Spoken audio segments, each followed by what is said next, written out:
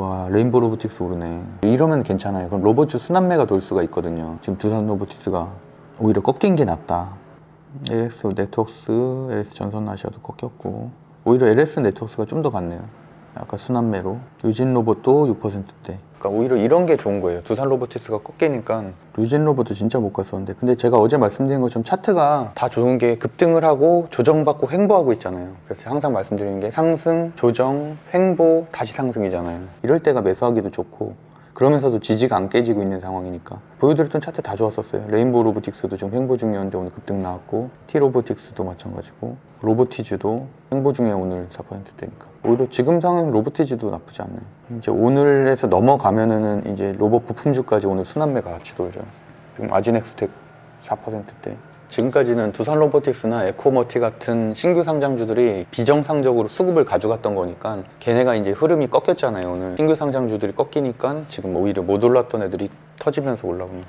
현재 정규장 순위 1위부터 좀 살펴보면은 AS텍 같은 신규 상장주 외에는 덕성, 바른손 E&I, 대상홀딩스, 덕양산업, 바른손까지 대부분 다 총선 관련된 주, 한동훈씨 관련된 주들이 더 확장이 됐다 정도로 보시면 되고, 탑다운 투자 방식으로 보면은 같은 업종 중에서 유의미한 것들, 아까 그 총선주 이런 것들 제외하고 유의미한 것들 보면은 유진 로봇 14%, 레인보우 로보틱스 17%, T 로보틱스 12%, 로봇주들의 순환매가 돌았다. 그래서 어저께 말씀드렸던 대로 순환매가 돌았고 매수 매도항에 들어가 보면은 로봇주는 최근에 제가 계속 말씀드렸던 게 이제 1월 CES 때 반드시 로봇주나 자율주행이 매년 상승했었기 때문에 그런 차원에서 일단 말씀드렸었고요. 그래서 어저께 질문이 있었죠. 그 로봇 부품주 순환매는 이번 주에 유효할까요? 왜냐면 제가 이제 이번 주에 선정을 할 때 로봇 부품주 순환매 때문에 이제 그런 종목들을 선정했었으니까, 그래서 제가 두산 로보틱스 상승은 개별주 흐름이라서 섹터 전체의 상승은 아니었죠. 두산 로보틱스가 5일 연속으로 거의 40% 정도 오를 때 레인보우 로보틱스나 다른 유진 로봇이나 이런 거 다 횡보만 했으니까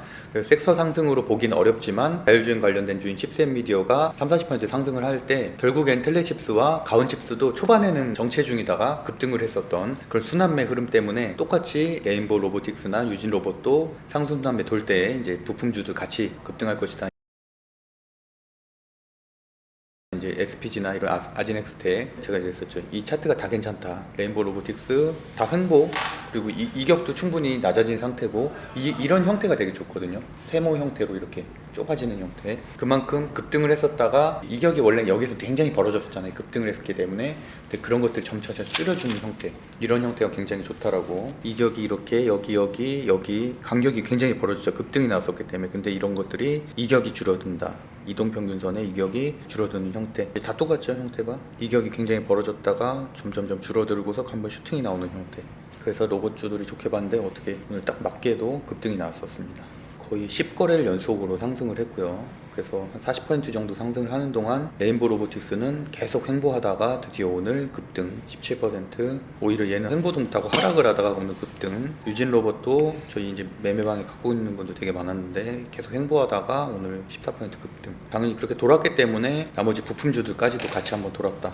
그래서 SPG도 장중한 때는 9%, 아지넥스텍도 장중한 때 한 5% 정도 괜찮게 보고 있고요. 또 하나 체크해야 될 거는 제가 이제 순서를 바꾸지 않았거든요, 오늘 전혀. 근데도 레인보우 로보틱스, T 로보틱스, 유진 로봇이 급등을 했고요. 나머지 아랫단에 있는 로보티즈, 로보스타, 에브리봇 다 2-3%대밖에 안 되잖아요. 결국에는 레인보우 로보틱스가 대장이란 얘기고 두산 로보틱스가 대장이 아니에요. 단지 신규 상장 주기 때문에 아예 개별적인 흐름으로 봐야 되지, 로봇주 전체의 대장은 저는 레인보우 로보틱스라고 보고 있고, 일단 이유는 명백하죠. 올해 가장 많이 올랐죠. 올해 보시면은 시가가 34,000원에서 24만 원까지 한 8배 정도 올랐어요, 올해만. 그리고 지금도 고점을 향해서 다시 가고 있는 굉장히 강한 형태죠. 삼성전자에서 2대 주주 되면서 그렇게 됐다. 레인보우 로보틱스 같은 경우도 물론 실적 같은 걸 따지는 종목은 아니죠. 다 테마주기 때문에. 대부분 로봇은 성장주고 테마주라서 실적은 없지만 이런 종목들은 많이 급락할 때마다 오히려 좀 자신 있게 사야 된다. 일단 삼성전자가 2대 주주니까. 그래서 최대 주주가 될 수도 있죠. 나중에 조금 더 늘리면 되니까. 그래서 그런 흐름 때문에 레인보우 로보틱스는 대장주다라고 생각하시면 되고요.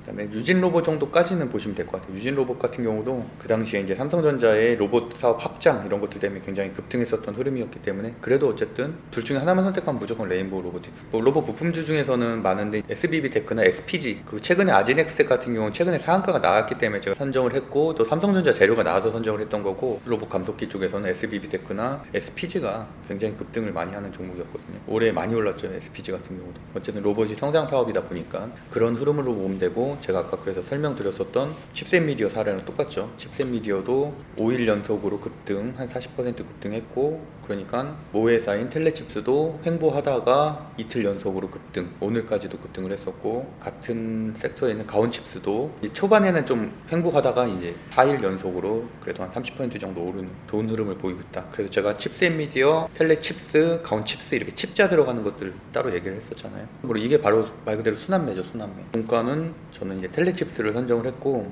온디바이스 AI를 조금 더 하드로 보고 있기 때문에 그냥 마이크로소프트도 그쪽으로 한다고 하고 그래서 온디바이스 AI에 대해서는 한번 검색을 하면 AI 스마트폰이나 AI 노트북까지도 나올 수가 있다. 그래서 삼성전자에도 AI를 탑재하겠다. 여기에 대한 내용들이고 원래 저는 이제 한 6월부터는 HBM을 굉장히 얘기를 많이 했었잖아요. 근데 이번에는 이제 온디바이스 AI는 또 새로운 섹터가 생기는 거예요. 어떻게 보면은 기존에 있었던 것들이 좀 일부 이동을 해서 그 당시 HBM의 대장주였던 한미반도체나 하나마이크론 같은 게 좀 덜 보고 있어요. 체크는 하고 있지만 그만큼 이쪽이 지금은 현재 강세다라고 보시면 될 것 같아요.